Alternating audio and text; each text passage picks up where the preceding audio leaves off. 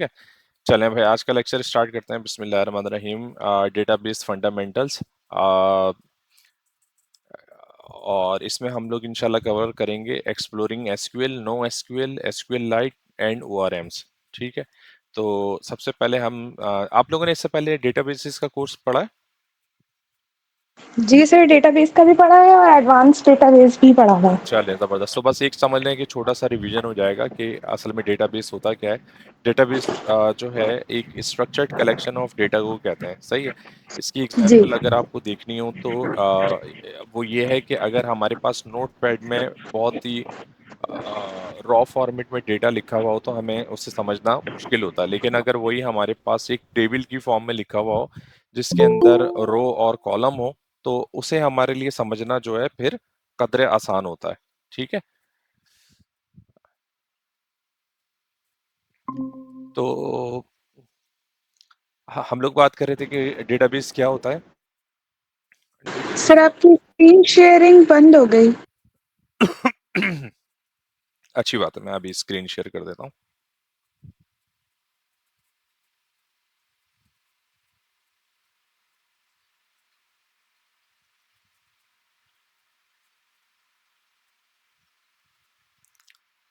आप देखें, स्क्रीन नजर आ रही है?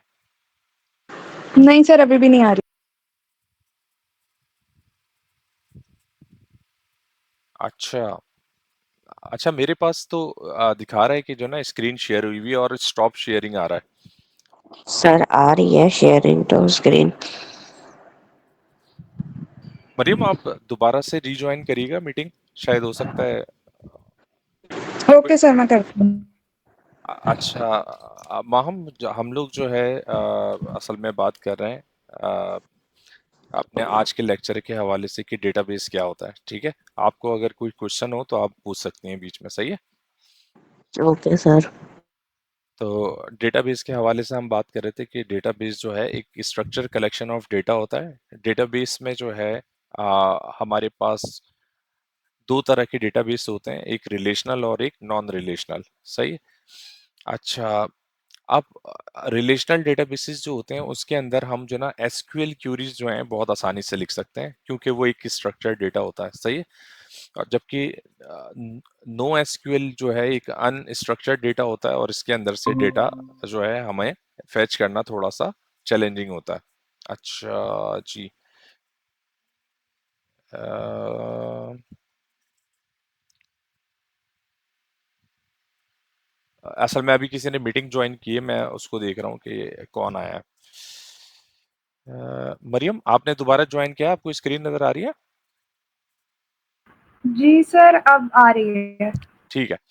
अच्छा, हम लोग बात कर रहे थे रिलेशनल और नॉन रिलेशनल डेटाबेसेस का। अ, अच्छा, एसक्यूएल वर्सेस नो एसक्यूएल की डिफरेंसेस क्या हैं? एसक्यूएल डेटाबेसेस जो होते हैं इस ये जो है स्ट्रक्चर्ड होते हैं, इसके अंदर टेबल्स होते हैं, रॉस होती हैं, सही है। आ, टेबल के अंदर जो है असल में रोस और कॉलम्स होते हैं, सही है। एसिड कंप्लायंस होते हैं, एसिड स्टैंड्स फॉर एटॉमिक, सही है। आ, आ, ये जो है डेटाबेस की एक खास टर्म होती है, हम इसको देख भी लेते हैं कि ये असल में जो है हम किस हवाले से बात कर रहे हैं।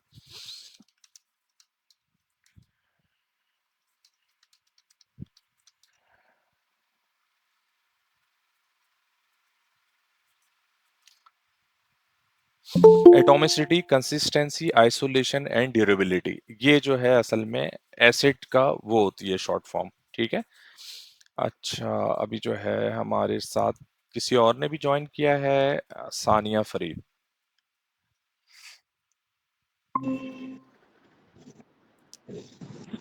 अच्छा, हम बात कर रहे थे कि एसिड ट्रांजैक्शंस क्या होती हैं। ये जो है असल में एटॉमिक ट्रांजैक्शंस होती हैं, या तो ट्रांजैक्शन कंप्लीटेड होती हैं या फिर जिसको हम कमिट कहते हैं, या फिर अगर वो कंप्लीट नहीं हो पाती तो रोल बैक हो जाती हैं। ठीक है। उसकी एग्जांपल्स जो हैं क्या है, माई सिक्वल, पोस्टग्री, एसक्यूएल लाइट और माइक्रोसॉफ्ट एसक्यूएल सर्वर। ठीक है, ये इसकी एग्जांपल है। इसके अलावा ओरेकल भी जो है वो एसिड कंप्लायंस है। नो एसक्यूएल डेटाबेस में जो है ये फ्लेक्सिबल डेटाबेस होते हैं, इनको हम डॉक्यूमेंट्स की फॉर्म में भी रख सकते हैं, वैल्यू पेयर्स की फॉर्म में भी रख सकते हैं, ग्राफ्स की सूरत में भी रख सकते हैं। और इनकी परफॉर्मेंस बहुत ज़्यादा हाई होती है। और इसमें जो एग्जांपल है वो मोंगोडीबी, सही है, ये जो है इसकी एग्जांपल्स में आती हैं। अच्छा, अब इससे पहले कि हम आगे चलें टेबल्स रॉस, मैं चाहता हूं कि डेटाबेसेस के पॉइंट ऑफ व्यू से हम जो है थोड़ी सी बात कर लें कि डेटाबेस जो है वो क्या होता है। तो डेटाबेस जो है असल में एक ऐसा सिस्टम होता है जिसके अंदर हम तमाम डेटा को जो है रोस और कॉलम्स के अंदर टेबल्स फॉर्मेट के अंदर क्या करते हैं, स्टोर करते हैं। अब इसकी एक जो एग्जांपल है यहाँ पे मैंने माइक्रोसॉफ्ट एक्सिस है जिसके अंदर ये नॉर्थ विंड का डेटाबेस है। आप ये देखें यहाँ पे ये टेबल का सेक्शन है।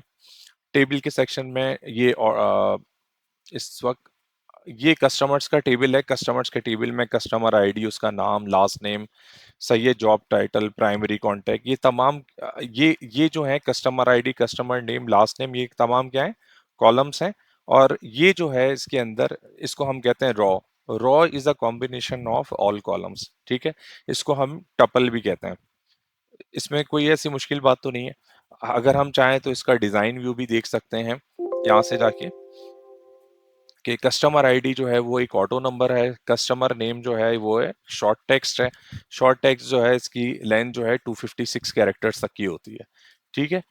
बल्कि मेरा ख्याल है शायद फील्ड साइज जो है 50 कैरेक्टर्स है इसका, सही है। Last name, first name, city. अच्छा, नोट्स में जो है हमने लॉन्ग टेक्स्ट लिखा हुआ है, ठीक है। इसके अंदर जो है आप लामहदूद डेटा डाल सकते हैं। तो ये तमाम जो है ये जो है एक टेबल स्ट्रक्चर है, ठीक है। और अगर हम चाहें तो इसका डेटा शीट व्यू भी देख सकते हैं कि इसके अंदर किस तरह का डेटा पड़ा हुआ है, ठीक है। यहाँ कोई ऐसी चीज है जो आप लोगों को क्लियर ना हो, क्लियर है ये। अब इस डेटाबेस के जो टेबल्स हैं इससे अगर हमें रिकॉर्ड फैच करना होता है तो इसके लिए हम क्या लिखते हैं, क्यूरीज लिखते हैं। और वो क्यूरीज जो हैं उसमें सेलेक्ट, इंसर्ट, अपडेट और डिलीट की होती हैं, सही है। अच्छा, इसके बारे में अगर आप प्रैक्टिस करना चाहें तो सबसे अच्छी जो रिसोर्स है वो है W3 स्कूल्स, सही है। W3 स्कूल्स पे आप जाएं और यहाँ पे जो है एसक्यूएल जो है ये लिखी हुई है, ठीक है। एसक्यूएल का पूरा ट्यूटोरियल है और इसके अंदर आप जो है यहाँ से जो है सेलेक्ट की जो स्टेटमेंट्स हैं उनकी प्रैक्टिस कर सकते हैं। अब जैसे यहाँ पे लिखा हुआ है select customer name city from customers, तो इसका मतलब ये है कि हम कस्टमर्स के टेबल से सिर्फ कस्टमर नेम और सिटी को क्या कर रहे हैं, एक्सट्रैक्ट करने की कोशिश कर रहे हैं, ठीक है। तो अगर कस्टमर नेम जो है ये वाला कॉलम फैच हो जाएगा और सिटी में ये वाला कॉलम जो है इसका डेटा रिट्रीव हो जाएगा। तो इसे आप क्या कर सकते हैं, प्रैक्टिस करने के लिए ट्राई इट योरसेल्फ करेंगे, रन एसक्यूएल करें तो आप देखें यहाँ पे सिर्फ कस्टमर नेम और सिटी का जो कॉलम है उसका डेटा रिट्रीव हो गया है। अच्छा, ये जो डेटाबेस यूज कर रहे हैं W3 स्कूल्स वाले, ये दरअसल हमारे पास माइक्रोसॉफ्ट एक्सिस के अंदर जो नॉर्थ विंड का डेटाबेस है इसको यूज कर रहे हैं, ठीक है। तो आपने देखा यहाँ पे कस्टमर नेम और सिटी का कॉलम जो है वो एक्सट्रैक्ट होकर आ गया with the help of SQL query, ठीक है। अच्छा, अब इसमें जो है ज्वाइन इंसर्ट की क्यूरी है, अपडेट की क्यूरी है, डिलीट की क्यूरी है। ये क्यूरीज आप क्या कर सकते हैं कि अगर आप किसी टेबल के अंदर एक रिकॉर्ड इंसर्ट करना चाह रहे हैं तो उसके लिए एक इंसर्ट की क्यूरी हो सकती है। अपडेट की क्यूरी से आप जो है उसका रिकॉर्ड अपडेट कर सकते हैं। और अगर किसी रॉ को डिलीट करना चाह रहे हैं तो वो रॉ को आप डिलीट कर सकते हैं। ज्वाइंस क्या करते हैं कि अगर आपके पास एक से ज्यादा टेबल्स हैं तो उन टेबल्स के दरमियान से डेटा रिट्रीव करने के लिए आप क्या करते हैं, ज्वाइंस लगाते हैं। तो यहाँ पे जो है ज्वाइंस का बहुत अच्छा वो दिया हुआ है, ज्वाइंस, ठीक है। अब यहाँ पे उन्होंने एक एग्जांपल दी है कि फर्ज करें कि मेरे पास एक ऑर्डर का टेबल है जिसके अंदर ऑर्डर आईडी, कस्टमर आईडी और ऑर्डर डेट है और कस्टमर के टेबल के अंदर कस्टमर आईडी, कस्टमर नेम, ये तमाम डेटा मौजूद है। तो मैं क्या कर सकता हूँ कि इन दोनों टेबल्स के ऊपर जो है मैं ज्वाइन का ऑपरेशन परफॉर्म कर सकता हूँ कि मैं क्या करूँ कि अपने दो टेबल्स में से कौन कौन सा डेटा रिट्रीव करना चाह रहा हूँ, table name dot column name. तो orders dot order ID, customers dot customer name, orders dot order date from orders, inner join customers on orders dot customer ID is equal to customers dot customer ID. जब हम इस Curie को चलाएंगे तो क्या होगा कि वो इन दो टेबल्स में से सिर्फ उन कॉलम्स को लेकर आएगा जिनको मैंने यहाँ पे मेंशन किया हुआ है। अच्छा, ये ज्वाइन जो है किस सूरत में लगता है, हमेशा याद रखिएगा कि ज्वाइन लगाने के लिए इन दोनों टेबल्स के दरमियान एक मुश्तरक कॉलम का होना बहुत जरूरी है, यानी कि कॉमन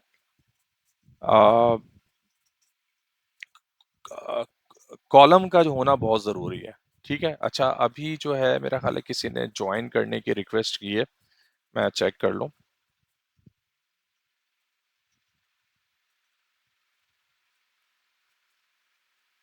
ठीक है। अच्छा, अब हम जो है इसको आगे कंटिन्यू करते हैं। कोशिश होगी मेरी कि ये विद इन 15 मिनट्स खत्म हो जाए। ज्वाइन जो है हमारे पास दो तरह के होते हैं, एक इनर ज्वाइन होता है, लेफ्ट ज्वाइन होता है, राइट ज्वाइन होता है और फुल ज्वाइन होता है। ठीक है। अच्छा, इसकी एसक्यूएल की के नोट्स हैं मेरे पास पीडीएफ फॉर्मेट में, अगर आप लोगों को मैं आपसे आप लोगों से शेयर कर लूंगा ताकि आप लोग अगर स्टडी करना चाहें तो उसे आप देख लें। ठीक है। फिर आ जाते हैं हम CRUD ऑपरेशंस। ये अक्सर जो है इंटरव्यू के अंदर क्वेश्चन आता है, what is CRUD operation. CRUD stands for create, read, update and delete. ये दरअसल जो है एसक्यूएल के ऑपरेशंस हैं जिसके अंदर हम इंसर्ट की क्यूरी यूज करते हैं, रीड के लिए हम सेलेक्ट की क्यूरी यूज करते हैं, अपडेट के लिए हम अपडेट की क्यूरी, और डिलीट के लिए हम डिलीट की क्यूरी यूज करते हैं। ठीक है। यहां तक कोई ऐसी चीज है जो नहीं समझ में आई हो, या हम आगे चलें? आगे चलें। ठीक है। अब हमें क्या करना है, इंटीग्रेट करना है एसक्यूएल लाइट को विद फ्लास्क। अब सबसे पहला सवाल यह है कि एसक्यूएल लाइट क्या है। एसक्यूएल लाइट जो है वो बहुत ही lightweight serverless SQL database है। ठीक है। तो अब एसक्यूएल लाइट जो है मैंने अपने पास जो है इंस्टॉल किया हुआ है यहाँ पे। अ, ये एसक्यूएल लाइट स्टूडियो है। अच्छा, एक चीज जहन में रखिएगा कि डेटाबेस सर्वर और डेटाबेस जो स्टूडियो होता है उन दोनों में डिफरेंस होता है। डेटाबेस सर्वर जो है उसके अंदर आप डेटाबेस क्रिएट कर सकते हैं, उसके अंदर आप टेबल्स बना सकते हैं। सही है। अब जैसे आप इस वक्त देखें कि मेरे पास जो है अगर मैं इसको डिस्कनेक्ट कर दूं, सही है, और मैं अभी यहाँ से रिमूव कर देता हूँ डेटाबेस को, तो मैं एक डेटाबेस से कनेक्शन क्रिएट करना चाह रहा हूं, तो मैं यहाँ पे क्या करूंगा, एक डेटाबेस को यहाँ पे ऐड करूंगा एसक्यूएल लाइट स्टूडियो के थ्रू। सही है। और टेस्ट करूंगा कनेक्शन, तो इस वक्त मेरा कनेक्शन सही चल रहा है। ओके करूंगा तो अब इस वक्त मैं अपने डेटाबेस को क्या कर सकता हूँ, एक्सेस कर सकता हूँ। अब मैं चाह रहा हूँ यहाँ पे मेंबर्स के डेटा को देखना चाह रहा हूँ, तो यहाँ पे देखें एक मैंने मेंबर का टेबल बनाया हुआ है जिसके अंदर आईडी है, फर्स्ट नेम है, लास्ट नेम है, फोन नंबर है और ज्वाइन डेट है। अब अगर मैं इसको एक्सेस करना चाह रहा हूं तो मैं इस पे क्या करूंगा, राइट क्लिक, और एक क्यूरी जो है सेलेक्ट की मैं क्या करवाऊंगा, जनरेट करवाऊंगा। तो select ID, first name, last name, phone number, join date, ये सारे कॉलम्स जो हैं इस टेबल में से क्या होंगे, रिट्रीव होकर आ जाएंगे। तो आप देखें इसके अंदर 5 रॉस हैं जिनका डेटा मुझे नजर आ रहा है। सही है। तो ये एसक्यूएल लाइट डेटाबेस के पॉइंट ऑफ व्यू से हम बात कर रहे थे। अब मैं जो है, क्योंकि हमारे पास वक्त की कमी है, तो मैं एक सेपरेट वीडियो बना लूंगा जिसके अंदर मैं एसक्यूएल लाइट डेटाबेस को फ्लास्क के साथ क्या करूंगा, इंटीग्रेट करूंगा। तो इंटीग्रेट करने के लिए सबसे पहले मुझे जो है फ्लास्क के साथ एसक्यूएल लाइट को क्या करना पड़ेगा, इंटीग्रेट इंस्टॉल करना पड़ेगा। फिर एक डेटाबेस क्रिएट करना पड़ेगा। सही है। तो वो क्या होगा कि मेरी एप्लीकेशन के अंदर SQLite.db के नाम से डेटाबेस नजर आना हो जाएगा। इसके बाद मुझे उस डेटाबेस के साथ एक कनेक्शन क्रिएट करना पड़ेगा विद फ्लास्क एप्लीकेशन, और एसक्यूएल क्यूरीज रन करके मैं फ्लास्क के अंदर उन तमाम टेबल से डेटा रिट्रीव करके क्या करूंगा, डिस्प्ले कर सकूंगा। ठीक है। अच्छा, मैं बस चेक कर लूं कि किसी ने हमें ज्वाइन किया है। मोहम्मद।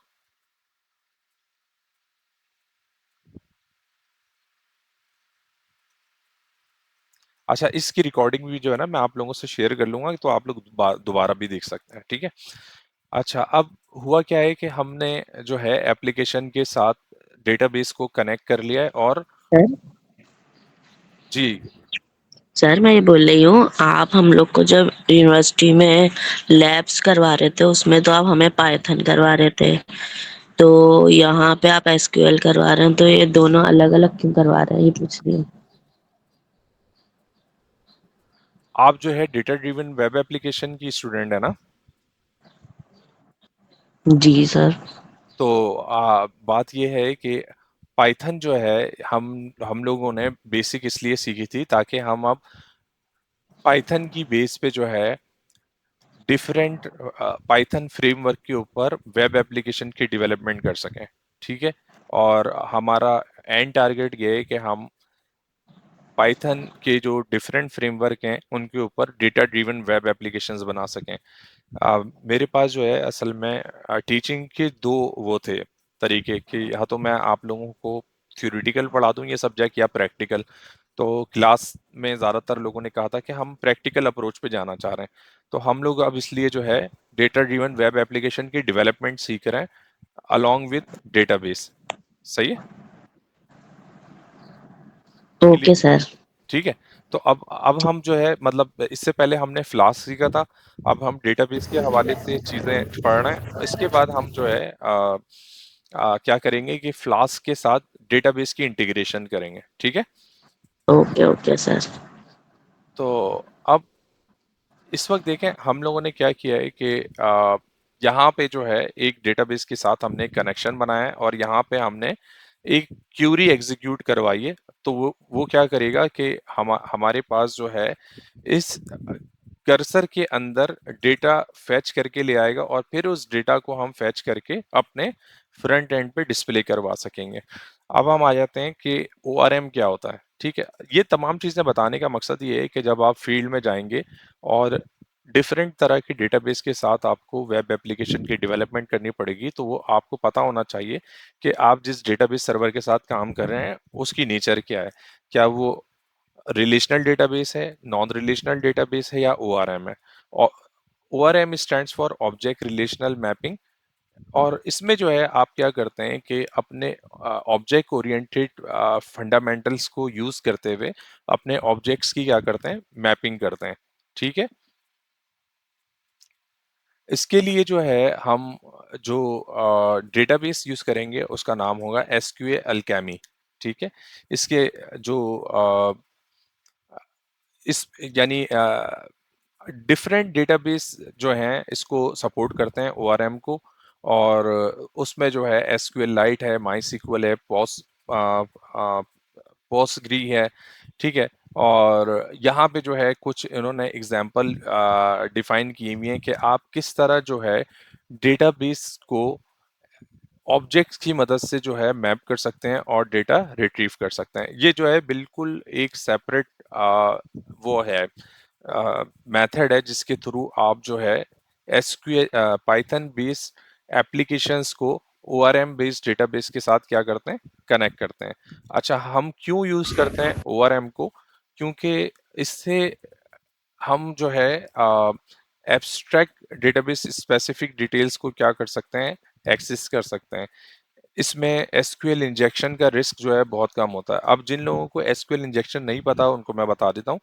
एसक्यूएल इंजेक्शन ये होता है कि अगर आपके पास यूज़र आईडी और पासवर्ड की फील्ड है तो आप उसके अंदर जो है कुछ वल्नरेबिलिटीज की जो है टेक्निक्स होती हैं जिसको हम कहते हैं एसक्यूएल इंजेक्शन। अगर आप यहाँ पे लिखेंगे व्हाट इज एसक्यूएल इंजेक्शन, तो आप क्या कर सकते हैं कि यूज़र आईडी और पासवर्ड की फील्ड को जो है मैनिपुलेट करके किसी भी सिस्टम को एक्सेस कर सकते हैं। अच्छा, यहाँ पे देखें एसक्यूएल इंजेक्शन की बहुत अच्छी आ, यूँ समझ लें कि यहाँ पे एसक्यूएल के सेक्शन में जो है एसक्यूएल इंजेक्शन की जो है एक एग्जांपल दी हुई है कि आप जो है यूज़र आईडी की टेक्स्ट फील्ड के अंदर अगर कुछ इस तरह का डेटा इंसर्ट करवाएं तो आप क्या कर सकते हैं, या फिर एक यूज़र आईडी 1 = 1 या फिर हाँ 105 या 1 = 1 अगर आप लिखेंगे तो आप क्या कर सकते हैं उसकी जो ऑथेंटिकेशन है उसको बाईपास कर सकते हैं। ठीक है, ये सिक्योरिटी टेस्टिंग के डोमेन में आती है ये चीज़। तो एसक्यूएल इंजेक्शन के रिस्क जो है इसमें कम हो जाते हैं। इसके अलावा जो है रीयूजेबल कोड होता है। इसके अंदर जो है बस थोड़े से परफॉर्मेंस के इश्यूज आते हैं और लर्निंग कर्व होता है बिगिनर्स के लिए। ठीक है। अच्छा, तो आज जो हम लोगों ने चीज़ें सीखी हैं वो ये हैं कि डेटाबेसेस जो है आप डेटाबेस कैसे बना सकते हैं, डेटाबेस में जो है कैसे डेटा स्टोर कर सकते हैं, रिलेशनल और नॉन रिलेशनल डेटाबेसेस क्या होते हैं, ओआरएम क्या होता है, एसक्यूएल और नो एसक्यूएल के दरमियान क्या डिफरेंस होता है। सही है। अब नेक्स्ट स्टेप में जो है हम क्या करेंगे कि हम फ्लास्क पे एक ऐसी एप्लीकेशन डेवलप करेंगे। अभी हमने स्टैटिक साइट बनाई थी, ठीक है, अब हम डायनेमिक साइट की तरफ जाएंगे इंशाल्लाह। तो अब हम एक डायनेमिक साइट बनाएंगे कि जिसकी मदद से हम डेटाबेस से डेटा रिट्रीव करके अपने यूजर इंटरफेस के ऊपर डिस्प्ले करेंगे।